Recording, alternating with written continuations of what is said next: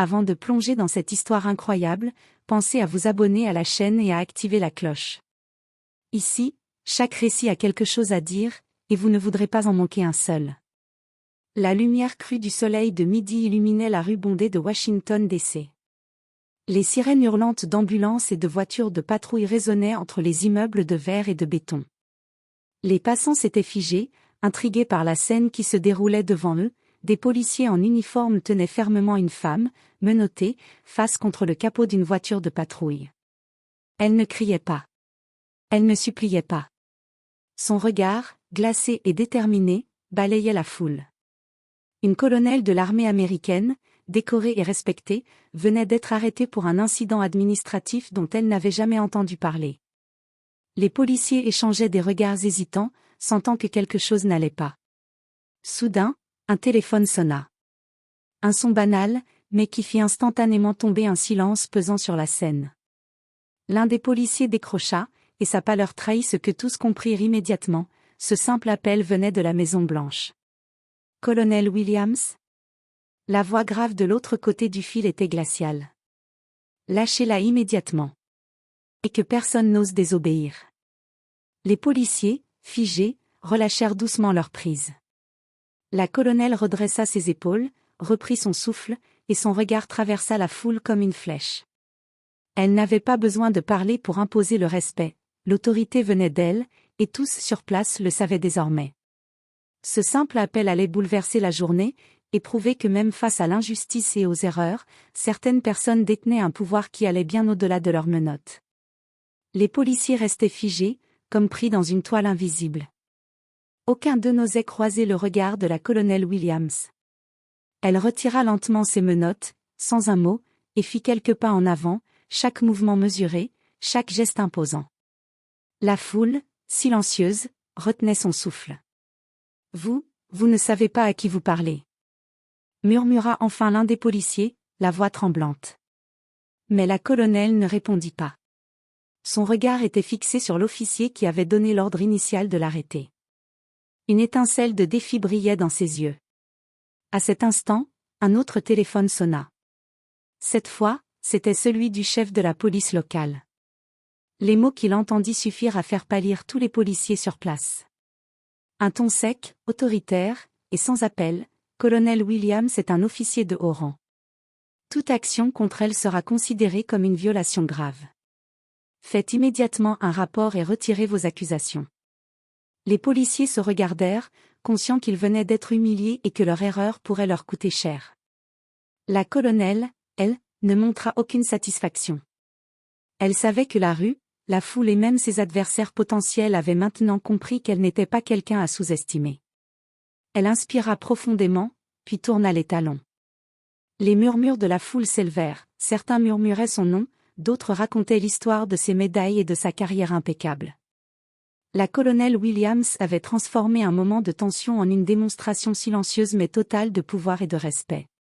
Alors que la foule se dispersait, la colonelle marcha vers sa voiture, consciente qu'un simple appel avait changé le cours de cette journée.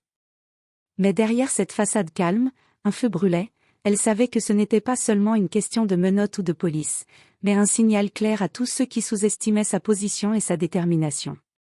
La colonelle Williams monta dans sa voiture noire, le moteur ronronnant doucement. Mais contrairement à ce que beaucoup auraient pensé, elle ne se contenterait pas de tourner la page. L'incident de la rue n'était pas seulement une erreur policière, c'était un affront à son autorité et à sa carrière. Elle savait que des conséquences devaient suivre. Alors qu'elle roulait vers son bureau, ses pensées étaient rapides, méthodiques. Elle connaissait les procédures de l'armée et du gouvernement sur le bout des doigts. Chaque décision devait être calculée, chaque mouvement précis. Elle n'avait pas besoin de crier ou de montrer sa colère, son plan serait silencieux, mais implacable. Pendant ce temps, au poste de police, l'officier qui avait donné l'ordre initial de l'arrêter ne pouvait détacher son regard du téléphone. L'appel de la Maison-Blanche n'était plus qu'un murmure dans sa mémoire, mais la peur restait. Des collègues murmuraient entre eux, certains blêmissant à l'idée des sanctions possibles. La colonelle Williams n'était pas du genre à oublier. Dans son bureau, elle commença à rédiger un rapport détaillé, mais ce n'était pas qu'un simple document administratif. Chaque phrase était calibrée pour montrer l'ampleur de l'erreur, la gravité de l'atteinte à son autorité et le danger potentiel d'un tel incident si personne n'était tenu responsable. Puis elle leva les yeux, regardant la photo encadrée sur son bureau, celle de son unité, de ses collègues tombés au combat. Une détermination froide s'empara d'elle. Si elle devait protéger son honneur et celui de son équipe, personne, pas même la police locale, ne pourrait la mettre de côté. Et alors qu'elle appuyait sur « Envoyer » pour transmettre son rapport à la chaîne de commandement supérieur, un sentiment de calme surnaturel l'envahit. Elle savait que les répercussions de cette journée allaient dépasser tout ce que les policiers pouvaient imaginer. Et bientôt, il comprendrait que sous sa discipline et son calme apparent, se cachait une force implacable. Le lendemain matin, le poste de police était plongé dans une atmosphère lourde. Les téléphones sonnaient sans arrêt, les supérieurs exigeant des explications. Chaque officier présent dans la rue la veille savait que l'erreur de jugement ne passerait pas inaperçue. Certains murmuraient entre eux, d'autres évitaient tout simplement de croiser le regard de leur chef. Pendant ce temps, la colonelle Williams se tenait devant son écran, observant les réactions de loin. Son rapport avait déclenché une série de mesures immédiates, enquêtes internes, convocations et avertissements officiels. Mais elle n'était pas satisfaite. Elle voulait plus qu'une sanction, elle voulait que chaque personne impliquée comprenne la gravité de leur erreur et le danger d'agir sans réfléchir. À midi, un des officiers responsables reçut un appel personnel. La voix au bout du fil était froide, directe, « Nous avons revu les vidéos et vos actions. Des mesures disciplinaires vont être prises. Considérez cela comme un avertissement, mais la prochaine fois, ce sera bien plus sévère. » La nouvelle se répandit comme une traînée de poudre dans le poste de police. La peur remplaçait le mépris et l'arrogance. Même ceux qui avaient tenté de minimiser l'incident savaient maintenant qu'ils ne pouvaient plus agir avec légèreté. La colonelle, elle, gardait un calme presque surnaturel. Mais à l'intérieur, une satisfaction froide brillait, son autorité avait été respectée, et la leçon était claire. Elle avait prouvé que même une action apparemment anodine, un simple arrêt dans la rue, pouvait se transformer en un événement aux répercussions dramatiques si elle était mal calculée. Alors que le soleil se couchait sur Washington, la colonelle se tenait sur le balcon de son bureau. La ville semblait paisible, mais elle savait que le vrai pouvoir ne se montrait pas dans le chaos de la rue. Il se manifestait dans la maîtrise, la stratégie et la capacité à imposer le respect, et elle venait de l'exercer pleinement. Mais au fond d'elle, un avertissement restait présent, la vigilance était permanente, et certains incidents, même apparemment réglés, pouvaient revenir hanter ceux qui les avaient provoqués. Quelques jours plus tard, la colonelle Williams se tenait dans son bureau, examinant un dossier confidentiel. Chaque ligne contenait les détails de l'incident, mais aussi les implications plus larges pour la ville et l'image de la police locale. Elle savait que la justice ne se limitait pas aux sanctions administratives, certaines leçons devaient être gravées dans les esprits.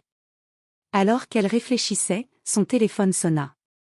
Une voix familière et autoritaire résonna. « Colonel, nous avons suivi la situation de près. Vous avez agi avec discernement.